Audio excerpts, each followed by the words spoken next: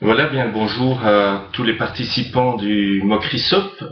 On m'a demandé de vous entretenir sur les aspects juridiques relatifs à l'utilisation et au développement de l'Internet. Alors pour ce faire, on m'a donné plus ou moins une heure, ce qui est évidemment extrêmement court parce qu'il y a des tonnes de choses à dire et encore je n'ai pas la prétention de tout connaître, mais néanmoins je vais essayer de tenir dans un délai plus ou moins d'une heure. Je ne sais pas si mon exposé va tenir sur 3/4 d'heure, sur une heure ou sur une heure et demie, mais je devrais plus ou moins tenir dans ce timing. Avant même de démarrer, je souhaiterais peut-être simplement me présenter pour que vous sachiez qui je suis. Mon nom est Didier Gobert, je suis juriste. J'ai travaillé pendant 7 ans à l'université de Namur en Belgique en tant que chercheur et assistant et chercheur en droit de l'informatique. Donc l'université de Namur dispose d'un centre de recherche connu mondialement depuis déjà plus de 30 ans qui s'appelle le CRID, centre de recherche informatique et droit, et dans ce cadre, j'ai eu l'occasion de m'occuper de nombreuses questions juridiques liées au développement de l'Internet. Et c'était dans les années, fin des années 90, début des années 2000, donc là on parlait essentiellement de la problématique du développement du commerce électronique, de la signature électronique. Alors depuis 2003, je suis devenu fonctionnaire, je travaille au ministère des Affaires économiques, où là je m'occupe de la conception et de l'interprétation de la réglementation liée au commerce électronique et questions associées. Ça, c'est une activité qui m'occupe temps plein et qui est essentiellement focalisée sur les législations à caractère économique. Et puis, j'ai une activité complémentaire et c'est à ce titre que je vous parle là aujourd'hui, puisque je donne des formations en droit de l'informatique. Et donc, dans le cadre du Mocrisop, on m'a demandé justement d'intervenir à ce titre-là et de vous présenter quelques questions juridiques qui valaient la peine d'être mises en avant.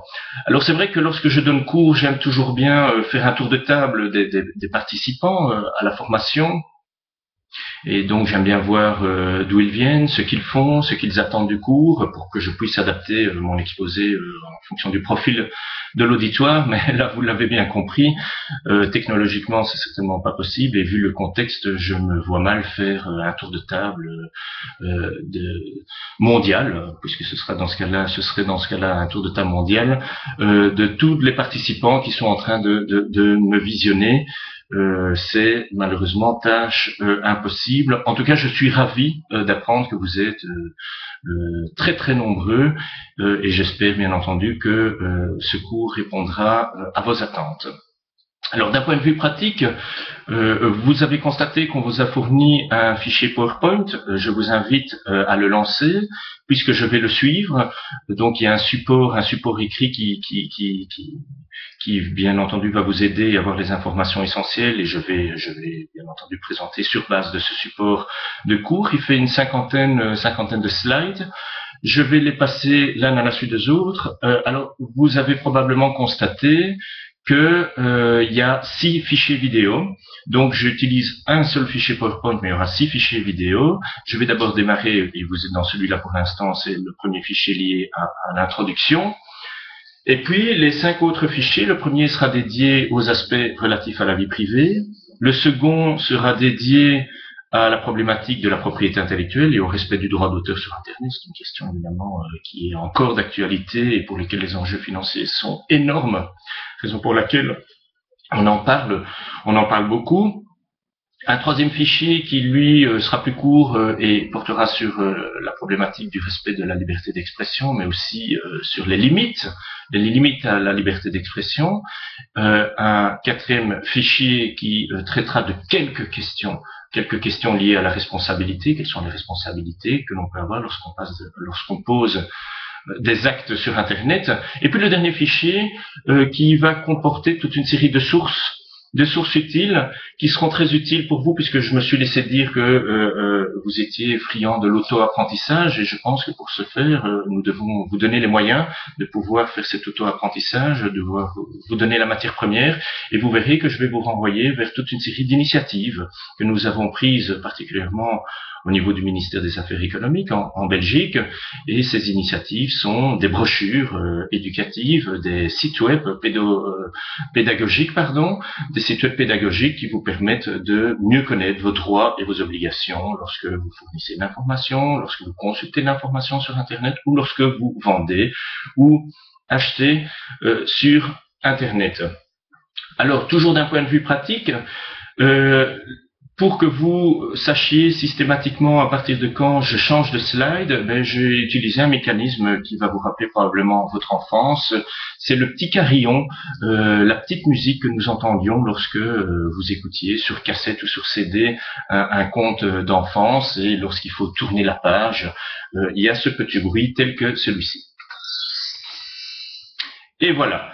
Donc, vous savez maintenant comment passer d'un slide à l'autre, et je vous propose de passer au slide 2, et nous sommes désormais là clairement dans l'introduction.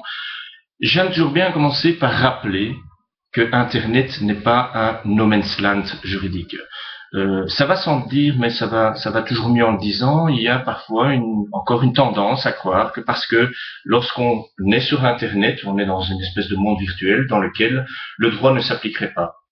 Il n'y a absolument aucune raison de tenir ce discours. Bien entendu, le droit s'applique autant à vos actes sur Internet que ceux que vous pourriez poser dans le cadre de votre vie normale dans le monde présentiel, dans le monde physique. Alors il est vrai que le législateur a parfois pris des législations, des réglementations supplémentaires visant à régler certains problèmes spécifiques sur Internet. Je pense par exemple à la législation relative au développement du commerce électronique, à certaines dispositions plus spécifiques, à certaines techniques qui sont utilisées uniquement sur Internet. Je pense par exemple à la réglementation en matière de cookies. Peut-on utiliser des cookies? Faut-il, oui ou non, demander le consentement préalable lorsqu'on utilise des cookies? Je pense aussi à la réglementation particulière liée à l'utilisation du courrier électronique, qui est typique de l'Internet, et qui, notamment, en tout cas au niveau de l'Union européenne, prévoit un principe de consentement préalable lorsqu'on veut utiliser un courrier électronique à des fins publicitaire. Lorsqu'on veut faire de la publicité, du marketing, promotionner ses produits ou ses services via le courrier électronique, en principe, vous ne pouvez le faire que moyennant le consentement préalable de la personne concernée. Donc voilà pour des réglementations plus spécifiques vraiment à certaines choses qui se font sur l'Internet et qui ne vont pas se faire dans le monde présentiel. Mais pour le reste, les règles qui existent depuis 10, 15, 20, 30, 50 ans, parfois même 2 siècles, je pense par exemple au Code civil, qui existe depuis plus de 2 siècles chez nous, mais bien entendu, ces règles sont aussi applicables à ce qui se passe sur Internet. Alors, pour bien illustrer, et je passe au slide 3, pour bien illustrer le fait que sur Internet le droit s'applique, je voudrais simplement prendre quelques exemples. Si maintenant, en tant qu'internaute, vous commencez à télécharger dans le sens upload, donc d'aller mettre à disposition, notamment par exemple sur des plateformes web 2.0 telles que YouTube ou autres, ou sur votre profil Facebook ou ailleurs encore, ou tout simplement sur un site web que vous développez, si vous commencez à télécharger des fichiers qui sont protégés par le droit d'auteur, et que vous ne demandez pas l'accord préalable de l'auteur, bien entendu, vous violez le droit d'auteur. Alors vous allez me dire, mais tout le monde fait ça. Les gens utilisent YouTube, les gens utilisent Dailymotion, les gens utilisent des logiciels peer-to-peer pour faire ce genre de choses, mais il est vrai aussi que certains d'entre eux sont parfois attaqués par les titulaires de droits d'auteur pour justement avoir mis à disposition ce type de fichier sans l'accord préalable des titulaires de droits. Alors d'autres exemples plutôt liés à l'utilisation des réseaux sociaux, est-ce que vous êtes bien conscient, lorsque vous mettez la photo d'amis, de connaissances, voire même d'autres personnes que vous connaissez moins sur votre profil Facebook, que vous, tout simplement, violez le droit à l'image? Alors encore une fois, il n'y a pas grand monde qui fait valoir son droit à l'image, on est bien d'accord, mais théoriquement, toute personne dispose du droit, et on y reviendra dans le cours lié à la propriété intellectuelle, mais toute personne dispose du droit de d'interdire la communication de son image au public. Alors ça veut dire que si vous violez ce droit et qu'il y a un problème qui se pose et qui donne lieu à un préjudice, bien entendu, la personne pourra introduire, il y aura un fondement juridique valable pour pouvoir réclamer d'éventuels dommages et intérêts. Alors, un deuxième point, c'est la calomnie. Il est évident que si vous commencez à dispenser des propos mensongers, diffamatoires, calomnieux à l'égard d'une personne dans le but de lui nuire et que vous le faites sur Internet, bien sûr, là aussi, vous êtes punissable pénalement. Alors, il faudra prouver, bien entendu, la calomnie, il faudra prouver l'intention de nuire, on est bien d'accord, mais je voudrais simplement prendre une petite affaire qui s'est passée pas très loin de chez nous, puisque c'est une dame de ma région, ici en Belgique, dans la région de la Louvière, qui faisait partie du profil des fans de Johnny Hallyday sur Facebook et qui a eu la bonne idée à l'époque où il y a eu l'affaire avec le docteur de Lajoux, avec l'opération ratée ou en tout cas présumée ratée de Johnny Hallyday. Cette femme a commencé à se défoncer sur le docteur de Lajoux, le traitant d'incompétent, ayant des propos extrêmement graves, je pense, allant jusque l'inviter à la peine de mort. Ça va évidemment extrêmement loin. C'est quelque chose qui est totalement intolérable et cette dame a été inquiétée par les autorités françaises ou à tout le moins a été amenée à devoir s'expliquer auprès des autorités françaises pour les propos qui ont été tenus. Alors, n'oublions quand même jamais une chose. Si nous sommes en face-to-face entre deux personnes et que nous tenons ce type de propos, bien entendu, c'est a priori condamnable, mais il n'y a pas de témoin, c'est pas public. Et donc il n'y a pas de preuve qui rend les attaques possibles. Mais lorsqu'on est sur Internet, n'oubliez quand même jamais une chose, c'est que bien entendu ça laisse des traces. Autre exemple, toujours sur les réseaux sociaux, qui se voit et qui donne lieu parfois à des condamnations, ce sont tout simplement les faux profils, les gens qui créent un profil au nom d'une autre personne et parfois dans le but de nuire. Il y a quelques mois en Belgique, une dame a été condamnée à 7 mois de prison, c'est pas rien, 7 mois de prison avec sursis, certes, elle ne doit pas prester sa peine de prison, mais néanmoins elle a un casier judiciaire, à 5 000 € de dommages et intérêts, au motif qu'elle avait créé un profil au nom de son ex-patron, dans le but de lui nuire, et je vous passe les détails des informations qui se trouvaient bien entendu sur ce profil. Elle a été tout simplement condamnée par le juge pénal en Belgique. Alors, troisième exemple aussi, lorsqu'on est sur Internet, de choses qui se font et qui intéressent particulièrement les autorités, parce que le droit, là, encore une fois, s'applique, c'est l'utilisation des plateformes de mise aux enchères, de mise en relation commerciale, telles que eBay ou autres. Alors, bien entendu, ces plateformes sont extrêmement utiles, et la grande majorité des utilisations qui sont faites de ces plateformes sont légales, mais parfois il y a des abus, et je ne veux donner que quelques exemples. Le premier type d'abus qui se voit bien entendu, c'est l'utilisation de ces plateformes pour faire du recel, tout simplement revendre des biens qui ont été volés. Là encore une fois, vous prenez un gros risque parce que si vous le faites via Internet, vous laissez des traces et donc on pourra plus facilement vous retrouver, donc plus facilement vous attaquer, ce qui n'est pas toujours, ce qui est en tout cas un peu moins facile lorsque vous vendez ce type de bien sur la grande place où il y a une brocante dans le coin.